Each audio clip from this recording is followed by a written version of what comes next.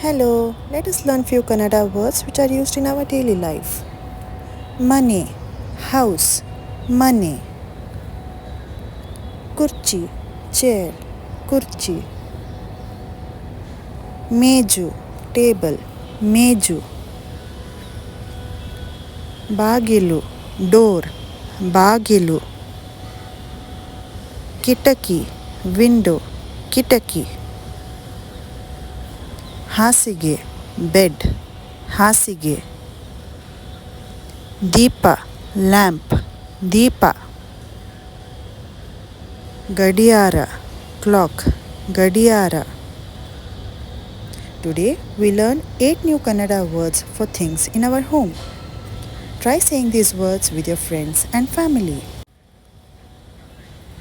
If you like this video, click the like button and subscribe for more Kannada learning videos every day. In the next video, we'll learn Kannada names for colors, so don't miss it. See you next time. Bye bye.